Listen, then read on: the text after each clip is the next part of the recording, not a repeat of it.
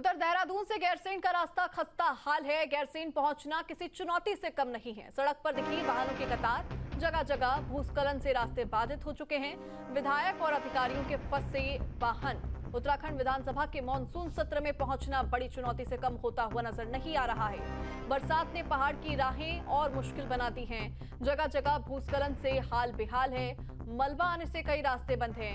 ऐसी एक तस्वीर सामने आई जहां विधायकों और अधिकारियों का काफिला सड़क पर अटक गया। देहरादून से गैरसैंण तक का सफर काफी लंबा और थकाऊ है। ऋषिकेश, श्रीनगर, कर्णप्रयाग और गोचर जैसे रास्तों पर बार बार जाम के हालात बन रहे हैं।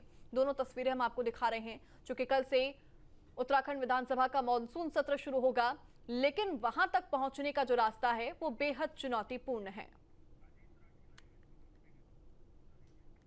और ज्यादा बातचीत के लिए हमारे साथ अजीत राठी लाइव जुड़ चुके हैं। अजीत, सबसे पहला तो सवाल यही, चूंकि कल से विधानसभा का ये पूरा सत्र शुरू हो जाएगा, मानसून सत्र शुरू हो जाएगा, कई सवाल ऐसे होंगे जो कि विपक्ष की तरफ से उठाए जाएंगे और पहले भी वो उठाते रहे हैं। ऐसे में जो पूरा सत्र है वो निश्चित तौर पर हंगामेदार रहेगा।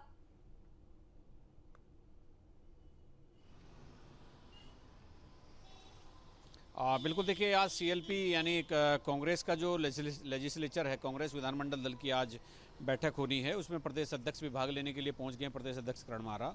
इसके अलावा इस समय जब मैं अपने दर्शकों को ये सूचना दे रहा हूं कि कल से विधानसभा सत्र है, तो इस समय कार्य मंत्रणा समिति की बैठक स्पीकर ऋतुभूषण खंडूड़ी की अध्यक्षता में चल रही है और उसमें लीडर अपोजिशन और कैबिनेट मंत्री सुबोध उनियाल और इसके अलावा जो जितने भी दल हैं उन सभी दलों से एक एक विधायक को वहाँ पर रखा गया है। तो कार्य मंत्रणा समिति की बैठक में ये सारी चीज़ें तय होंगी कि कल एजेंडा क्या रहेगा।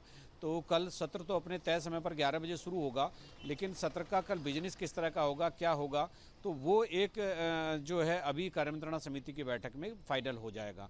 उसके थोड़ी देर बाद दोनों दलों के विधानमंडल दलों की बैठक होगी और भाजपा भी और कांग्रेस भी।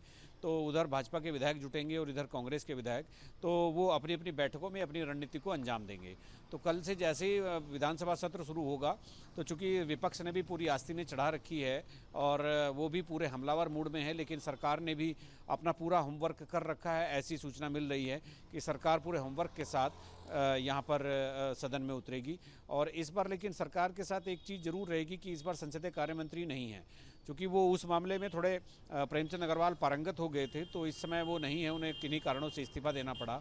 अभी संसदीय कार्य मंत्री की जिम्मेदारी केवल सत्र के दौरान कैबिनेट मंत्री सुबोध उनियाल को दी गई है। तो ये एक बड़ी महत्वपूर्ण जिम्मेदारी होती है। तो सुबोध उनियाल कल से जब तक सत्र ये समाप्त होगा तो तब तक संसदीय कार्य मंत्री की जिम्मेदारी संभालेंगे। रास्ते आप देख ही रहे हैं कि रास्ते कितने खतरनाक हैं। और यहीं से देहरादून से जब चलते हैं तो कोडियाला, श्रीनगर, देवप्रयाग और इसके आगे रुद्रप्रयाग के पास कमेहड़ा, कर्णप्रयाग से आगे सिमली, तो तमाम जगह लैंडस्लाइड हो रखा है। तो लोग कई बार पहुंच भी नहीं पा रहे हैं और बहुत मुश्किलों से आज के जितने भी मीडिया के लोग हैं या जो अपने विधानमंडल दलों के लोग हैं जो विधानसभा के सत्र में भाग लेंगे, वो बहुत मुश्किल से आज गैरसैंण पहुंच पाए हैं। तो ये मुश्किलें तो होंगी। अब कल अगर सप्लीमेंट्री बजट टेबल्ड होता है तो फिर आप ये समझिए कि कल चूँकि सप्लीमेंट्री बजट पर एक संवैधानिक व्यवस्था है, जो आम बजट आता है तो उस पर तो चर्चा होती है, लेकिन सप्लीमेंट्री बजट पर चर्चा नहीं होती। तो इसीलिए ये सत्र बहुत ज़्यादा लंबा नहीं खिंचेगा। कल से शुरू होकर ये 22 तारीख को ख़त्म जरूर होगा, लेकिन ये भी आसार रहेंगे कि ये 21 तारीख में ही ख़त्म हो जाए।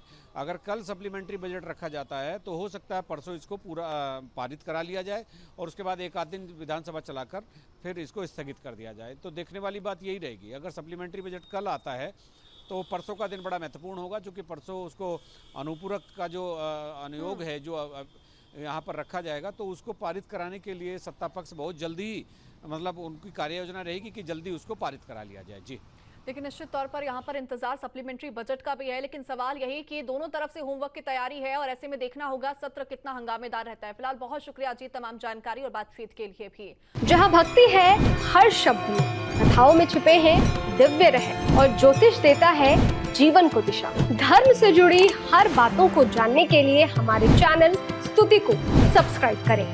चैनल पर जाने के लिए इस लिंक पर क्लिक करें।